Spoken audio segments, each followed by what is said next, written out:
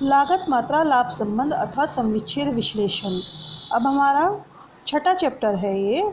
इसके न्यूमेरिकल तो मैंने करा रही हूँ मैं आपको, साथ साथ थ्योरेटिकल पार्ट देखिए। वर्तमान समय में किसी संस्था द्वारा अर्जित लाभों की रकम को ही उस संस्था की सफलता का मापदंड माना जाता है। इसी कारण सभी संस्थाएं अपने लाभों को अधिकतम करना चाहती हैं। लाभों की रकम, वस्तु की लागत, विक्रय मात्रा तथा विक्रय मूल्य आदि अनेक तत्वों से प्रभावित होती है। वस्तुतः किसी वस्तु की उत्पादन मात्रा, लागत, लाभ व विक्रय मूल्य में गहरा संबंध होता है। उदाहरण के लिए लाभ बिक्री पर निर्भर करते हैं, विक्रय मूल्य काफ़ी सीमा तक लागत पर निर्भर करता है एवं लागत उत्पादन की मात्रा पर निर्भर करती है।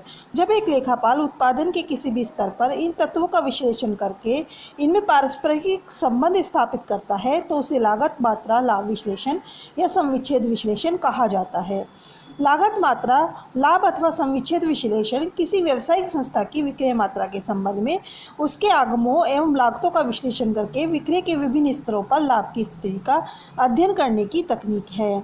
लागत मात्रा लाभ संबंध को निम्नलिखित प्रकार से व्यक्त किया जा सकता है।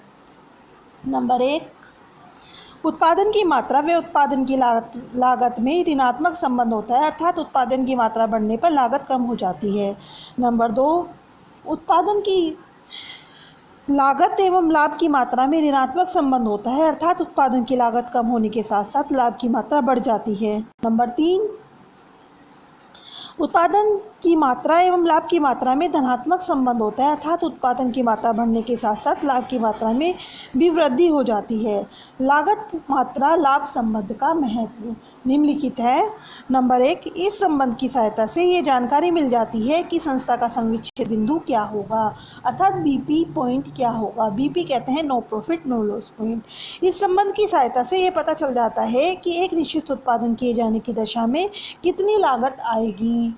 नंबर 3, इस संबंध के आधार पर यह जानकारी भी हो जाती है कि किसी निश्चित विक्रय स्तर पर कितना लाभ अर्जित होगा।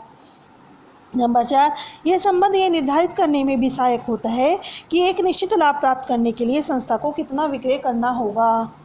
नंबर 5, इस संबंध की सहायता से यह भी पता चल जाता है कि उत्पादन लागत में एक निश्चित परिवर्तन होने पर लागत एवं लाभ पर क्या प्रभाव पड़ेगा। नंबर 6, इस संबंध की सहायता से यह भी जानकारी मिल जाती है कि विक्रय मूल्य में परिवर्तन एक निश्चित लाभ की मात्रा को किस प्रकार प्रभावित करेगा। नंबर 7, यह संबंध यह निर्णय लेने में भी सहायता करता है कि संस्था को विभिन्न वैकल्पिक उत्पादों में से किस उत्पाद का चुनाव करना चाहिए। लागत मात्रा लाभ अथवा संविच्छेद विश्लेषण की विधियाँ निम्नलिखित हैं। नंबर 1, बीजगणितीय विधि एल्जेब्रिक मेथड। नंबर 2, लेखाचित्रीय विधि ग्राफिक मेथड्स।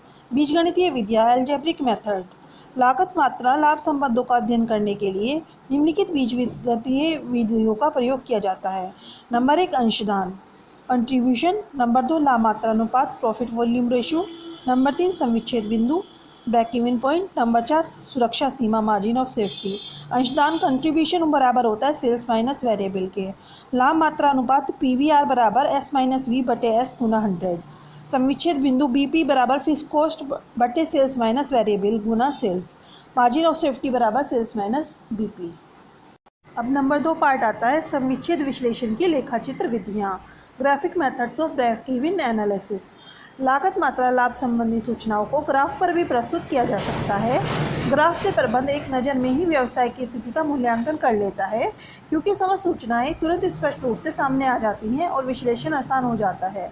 ये 2 प्रकार के होते हैं लेखाचित्र। नंबर 1, संविच्छेद चार्ट ब्रेक इवन चार्ट। नंबर 2, लागत मात्रा रेखाचित्र प्रॉफिट वॉल्यूम ग्राफ।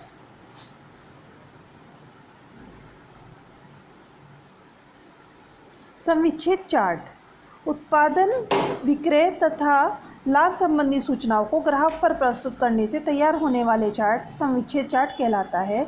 इसमें उत्पादन के विभिन्न स्तरों पर होने वाले लाभ हानि के अतिरिक्त वह बिंदु भी दर्शाया जाता है जिस पर न कोई लाभ होता है और न कोई हानि, अर्थात कुल लागत टोटल कॉस्ट एवं कुल आगम बराबर होते हैं और इसे हम संविच्छेद बिंदु कहते हैं। नो प्रॉफिट लागत मात्रा रेखाचित्र प्रॉफिट वॉल्यूम ग्राफ। यह रेखाचित्र संविच्छेद चार्ट का ही सुधरा हुआ रूप है। इस रेखा चित्र में बिक्री व लाभ के संबंध को दर्शाते हैं। इस चार्ट की सहायता से बिक्री के विभिन्न स्तरों पर संभावित लाभ व हानि की स्थिति को एक ही नज़र में देखा जा सकता है।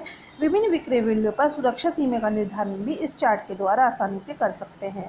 वास्तविक विक्रय मात्रा तथा संविच्छेद बिंदु का अंतर सुरक्षा सीमा दर्शाता है। मार्जिन संविच्छेद विश्लेषण अथवा संविच्छेद चार्ट की मान्यताएं। Assumption of break even analysis और ब्रेक इवन चार्ट निम्नलिखित हैं। नंबर 1, प्रत्येक विक्रय स्तर पर विक्रय मूल्य समान रहता है। नंबर 2, कुल स्थिर लागत पर उत्पादन की मात्रा का कोई प्रभाव नहीं पड़ता, अर्थात उत्पादन बिक्री के प्रत्येक स्तर पर पूरी स्थिर लागत समान रहती है।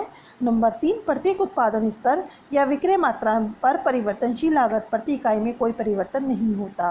नंबर 4, सभी लागतों को स्थिर एवं परिवर्तनशील में विभक्त किया जा सकता है। नंबर 5, उत्पादन तथा विक्रय बराबर होता है, अर्थात प्रारंभिक व अंतिम स्टॉक नहीं होगा। नंबर 6, विक्रय मूल्य सदैव परिवर्तनशील लागत से अधिक होगा।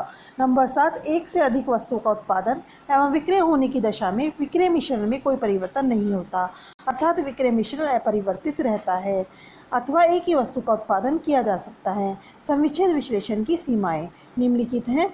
नंबर 1, स्थिर एवं परिवर्तनशील लागतों के विभाजन में कठिनाई। Difficult in the classification of fix and variable cost. यह विश्लेषण इस मान्यता पर आधारित है कि उत्पादन लागत को स्थिर एवं परिवर्तनशील दो प्रकार की लागतों में विभाजित किया जा सकता है, परंतु व्यवहारिक जीवन में न कोई लागत पूर्णतः स्थायी होती है और न ही पूर्णतः परिवर्तनशील। अगला पॉइंट आता है विक्रय मूल्य।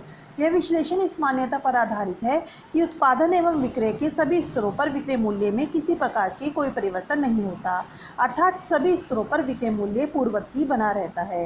नंबर 4, उत्पादन लागत को प्रभावित करने वाले तत्व। इस विश्लेषण के अंतर्गत उत्पादन लागत में होने वाले परिवर्तनों का एकमात्र कारण स्थायी एवं परिवर्तनशील व्यय की प्रकृति माना जाता है, जबकि वास्तविकता यह है कि उत्पादन लागत पर अन्य कारकों का भी प्रभाव पड़ता है, जैसे श्रम एवं मशीनों की कुशलता, संयंत्र क्षमता, तकनीकी योग्यता आदि। नंबर 5, विक्रय मिश्रण में स्थिरता, स्टेबिलिटी इन सेल्स मिक्स। यह विश्लेषण इस मान्यता पर आधारित है कि विक्रय मिश्रण में कोई परिवर्तन नहीं होना चाहिए, जो कि गलत है। वास्तविकता यह है कि वस्तु की मांग के अनुसार विक्रय मिश्रण में परिवर्तन करना आवश्यक हो जाता है। नंबर 6, विनियोजित पूंजी पर कोई ध्यान नहीं। यह विश्लेषण विनियोजित पूंजी पर भी कोई ध्यान नहीं देता, जो कि प्रबंध के निर्णय में एक महत्वपूर्ण कारक होता है। नंबर 7, अधिकतम उत्पादन स्तर पर अधिकतम लाभ। इस विश्लेषण की यह मान्यता भी सत्य नहीं है कि अधिकतम उत्पादन स्तर पर ही अधिकतम लाभ होंगे। वास्तविकता यह है कि अधिकतम लाभ व अधिकतम उत्पादन स्तर पर नहीं होता, बल्कि अनुकूलतम उत्पादन स्तर पर होता है। नंबर 8, स्थैतिक स्वरूप।